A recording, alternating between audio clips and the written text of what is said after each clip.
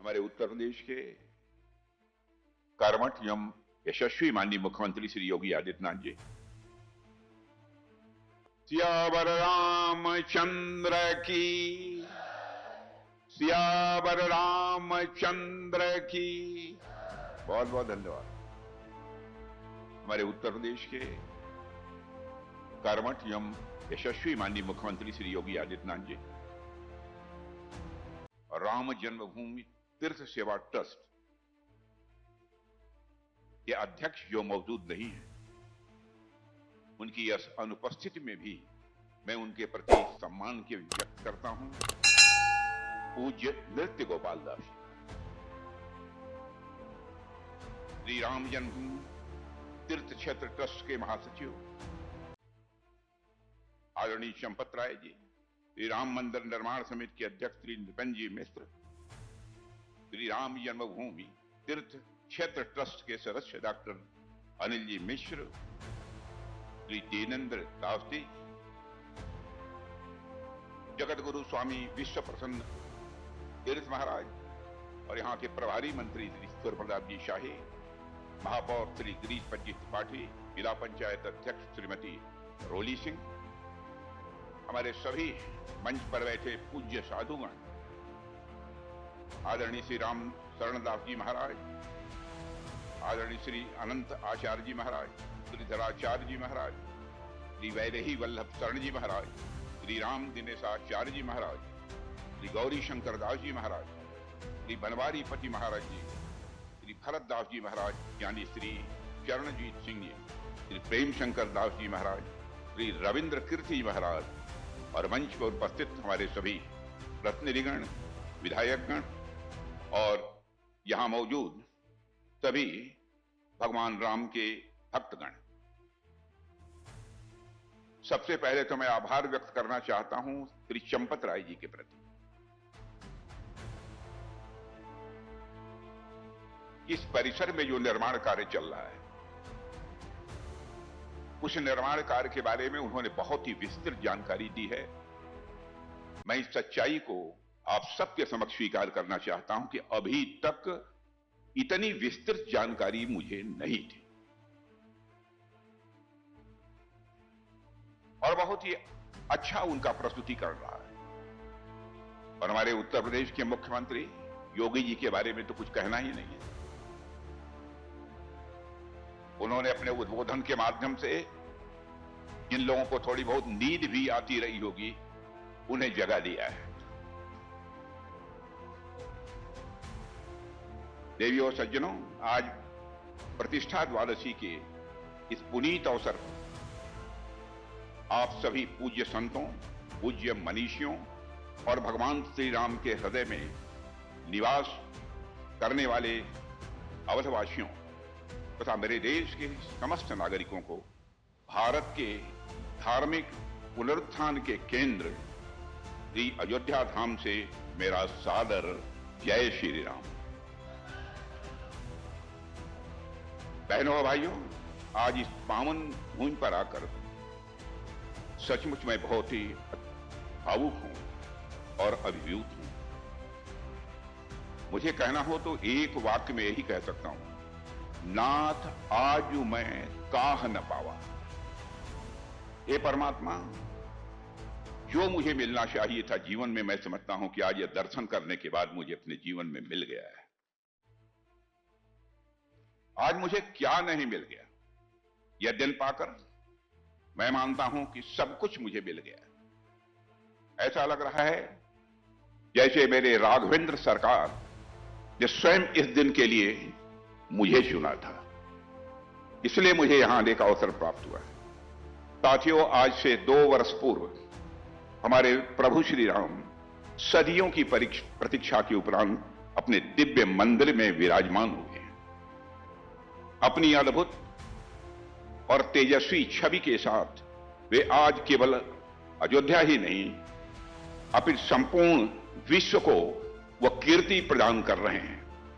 उस कीर्ति की विशालता को समझने और शब्दों में बांधने का सामर्थ्य मुझ जैसे व्यक्ति में तो नहीं है, परंतु प्रभु की कृपा से आज मैं आप सबके समक्ष यहां पर खड़ा हूं और मुझे लगता है कि आज का दिन मेरे जीवन के सौभाग्यशाली दिनों में से एक है। देवियों और सज्जनों, आज हनुमानगढ़ी में विराजमान श्री हनुमंत जी महाराज, मैं मानता हूं उल्लास से वह परिपूर्ण है। जैसे अपने प्रभु को पुनः वैभव के साथ सिंहासन पर आसीन देखकर उनका हृदय कृतार्थ हो उठा। कनक भवन में कनक बिहारी जी आह्लादित हैं। दशरथ महल में चक्रवर्ती महाराज दशरथ अपनी तीनों रानियों के साथ संतोष और गौरव से वह निहाल हैं। आज पतित पावनी माता सरयू अपनी लहरों में वात्सल्य भरकर वह बह रही हैं, जैसे अपने लाडले पुत्र का अभिषेक स्वयं अपने आंचल से वह कर रही हो। देवियों और सज्जनों, आज अयोध्या की हर गली, हर चौक, हर द्वार, हर श्वास राममय होकर आनंदित है। जिस समय मैं योगी जी के साथ दर्शन करने जा रहा था, अयोध्या की सड़कों पर जो मैंने दृश्य देखा, देवियों और सज्जनों, कभी भी जीवन में मैं यह कल्पना भी नहीं कर सकता। और मैं मानता हूं कि यह आनंद केवल अयोध्या तक ही सीमित नहीं है। आज पूरा अवध क्षेत्र, आज संपूर्ण भारतवर्ष और आज विश्व का प्रत्येक वह हृदय जो राम को जानता है, राम को मानता है, राम को जीता है, सब एक साथ इस समय आह्लादित हैं। सभी एक साथ पूरी तरह से वो प्रसन्न हैं। देवियों और सज्जनों, आज का दिन हम सभी के लिए अत्यंत, मैं मानता हूं कि गौरव का क्षण है। और वह ऐतिहासिक क्षण जब भगवान श्री रामचंद्र ने स्वयं अवध की धरती पर पुनः अपने भक्तों को दर्शन देने का समय निश्चित किया था, उसके 2 वर्ष पूरे हो गए हैं।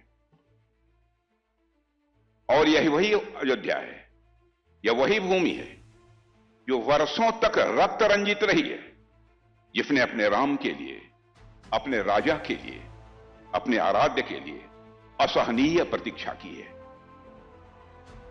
जिसने अपमान सहे, जिसने पीड़ा सही है, लेकिन फिर भी अपनी आस्था को कमजोर नहीं होने दिया, अपनी आस्था को डगमगाने नहीं दिया। आज जब श्री प्रभु राम के आगमन के 2 वर्ष पूर्ण होने पर हम सभी यहां साक्षी बने खड़े हुए हैं, तो यह उन सदियों की प्रतीक्षा के पूर्ण होने का उत्सव है, ऐसा मैं मानता हूं। 2 वर्ष पूर्व पौष शुक्ल पक्ष की द्वादशी को जो प्राण प्रतिष्ठा हुई थी, वह केवल राम लला की मूर्ति की प्राण प्रतिष्ठा नहीं थी, अपितु वह एक लंबे समय के बाद भारत के जनमानस में पुनः हुई आध्यात्मिक प्राण प्रतिष्ठा थी। मेरे बहनों एवं भाइयों, हमारे प्रधानमंत्री जी कहते हैं कि आज इस देश में जो कुछ भी हो रहा है और आने वाले कुछ वर्षों में इस देश में जो कुछ भी होगा, वह भविष्य के 1000 वर्षों की नींव रखेगा। भगवान रामलला के मंदिर का, चाहे वह स्थापत्य हो या फिर इसकी भावना, उनके इस कथन को मैं मानता हूं कि चरितार्थ कर रहे हैं। बिना लौह धातु के केवल विशिष्ट शिलाओं से निर्मित यह मंदिर आगामी हजारों वर्ष तक प्रभु श्री राम के चरित्र का गुणगान विश्व के सम्मुख करता रहेगा, ऐसा मैं मानता हूं। हम सभी पिछली अनेक पीढ़ियों में सबसे सौभाग्यशाली पीढ़ी में जन्म लिए। हम सभी पिछले अनेक पीढ़ियों में सबसे सौभाग्यशाली पीढ़ी में जन्मे हैं, और यह हमारे पूर्व जन्मों का फल है कि हम यह दिव्य दृश्य प्रत्यक्ष अपनी आंखों से देख रहे हैं। इस दुनिया से जाते समय हम सबके लिए सबसे बड़ा संतोष का विषय होगा, मेरे बहनों भाइयों, कि हमने अयोध्या में अपने राम को 2 साल पहले आते हुए हमने देखा है। सैकड़ों वर्षों से अयोध्या अपने राम का इंतजार कर रही थी। न जाने कितनी आंखें अपने प्रभु का इंतजार करते हुए पथरा गई थी, लेकिन हमारी आंखों ने वह दृश्य देखा। हमारे बच्चों ने, वह दृश्य देखा। भगवान राम के प्राण प्रतिष्ठा का वह दृश्य इतना सुंदर था, हमारे आने वाली पीढ़ियां हमारी आंखों में झांक कर वह दृश्य देखेंगी और खुद को वह भाग्यशाली समझेंगी। देखने वालों की आंखों में झांक कर आने वाली पीढ़ियां देखेंगी भगवान राम को और वह अपने को भाग्यशाली समझेंगी। मैं कई बार सोचता हूं कि राम मंदिर का जो आंदोलन रहा है, उस आंदोलन के बारे में न जाने क्या क्या कहा गया, क्या क्या बातें प्रचारित की गई, जबकि मुझे ऐसा लगता है कि राम मंदिर आंदोलन दुनिया के सबसे ग्रैंड नैरेटिव में से एक है। मैं इसको ग्रैंड नैरेटिव इसलिए कह रहा हूं क्योंकि भूगोल, ज्योग्राफी और टाइम, भूगोल और समय दोनों के हिसाब से राम मंदिर आंदोलन दुनिया का सबसे बड़ा आंदोलन रहा है, सबसे बड़ा आंदोलन रहा है। भूगोल के हिसाब से यदि आप देखें तो Bharat, Pakistan, Afghanistan, Sri Lanka, Nepal, Indonesia, Vietnam, Thailand और ऐसे अनेक देश हैं जहां हिंदुओं के अलावा भी कई ऐसे समुदाय हैं जो भगवान राम को पूजते हैं, जो जन्मभूमि पर मंदिर बनते देखना चाहते थे। इतनी बड़ी ज्योग्राफी, इतना बड़ा भूगोल किसी एक आराध्य के लिए बहुत ही कम देखने को मिलता है। और ज्योग्राफी के अलावा टाइम के हिसाब से भी आप देख लीजिए, दुनिया के किसी भी हिस्से में किसी समुदाय ने अहिंसक तरीके से लगातार 500 वर्षों तक अपने ही आराध्य की जन्मभूमि पर उनके भव्य मंदिर का निर्माण का इंतजार शायद ही किसी ने किया हो। इसलिए ज्योग्राफी और टाइम दोनों ही मामलों में आप देखें तो राम मंदिर आंदोलन से बड़ा ग्रैंड नैरेटिव आपको दुनिया में कोई दूसरा देखने को नहीं मिलेगा। हम उस ग्रैंड नैरेटिव की सफलता की भी उत्सव मना रहे हैं, मैं ऐसा मानता हूं। और वह नैरेटिव इतना सफल हुआ कि न सिर्फ राम अपने मंदिर में आए, बल्कि आज उस मंदिर पर धर्म की ध्वजा लहरा रही है। कितने ही विदेशी आक्रांता इस देश आए, सबने सनातन के इस केसरिया ध्वज को गिराने की चेष्टा हमेशा की, लेकिन अब राम मंदिर के शिखर पर जब यह केसरिया ध्वज देवी और सज्जनों आज लहरा रहा है, तो इस ध्वज से टकराने वाली हवाएं दुनिया भर में जाकर यह संदेश देंगी कि हमारी ओर गौर से देखो। दुनिया भर में जो भी इस ध्वज से हवाएं टकराएंगी, दुनिया भर में जाकर यह संदेश देंगी, हमारी ओर ध्यान से देखो, हमारी ओर गौर से देखो। हम वही सभ्यता हैं जिसे मिटाने के लिए न जाने कितने आक्रांता आए। आज उन आक्रांताओं के कहीं अवशेष भी नहीं बचे हैं और हमारे ध्वज समंदर पार भी गगन से इस समय बातें कर रहे हैं। देवियों सज्जनों, जब हम भगवान श्री राम के चरित्र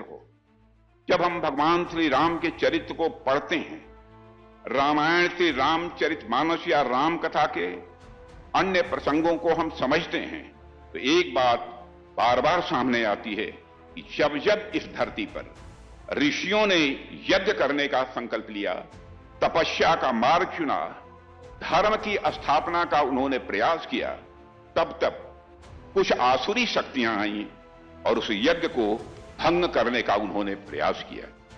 यही इतिहास है, यही सत्य भी है और वैसा ही दृश्य हमने अपने जीवन काल में भी देखा है। जब रथ यात्रा शुरू हुई और अयोध्या से लेकर पूरे भारत के संत, महंत, वैरागी और कार सेवक एक स्वर में खड़े हुए, तब उन पर भी वही आसुरी शक्तियां टूट पड़ी थी। मैं खुद भी उन तमाम घटनाओं का साक्षी रहा हूं और मैं अपने को भाग्यशाली मानता हूं कि जिस समय ढांचा यहां गिरा था, उसके बाद पहला जो सत्याग्रह का आंदोलन प्रारंभ हुआ था, उसमें युवा मोर्चे का मैं राष्ट्रीय अध्यक्ष था। एक संत के साथ मुझे भी नेतृत्व करने का अवसर प्राप्त हुआ था। गोलियां चली थी उस समय, लाठियां बरसी, रास्ते रोके गए और प्रभु राम का नाम लेने वालों को अपराजित घोषित करने का भी उस समय प्रयास किया गया। राम का नाम लेने वालों को कारागार की चार दीवारियों के पीछे कर दिया गया। पर देवियों सज्जनों, हम सब ने प्रभु राम से ही सीखा है, समय सबका न्याय करता है। प्रभु राम से हम सबने सीखा है, समय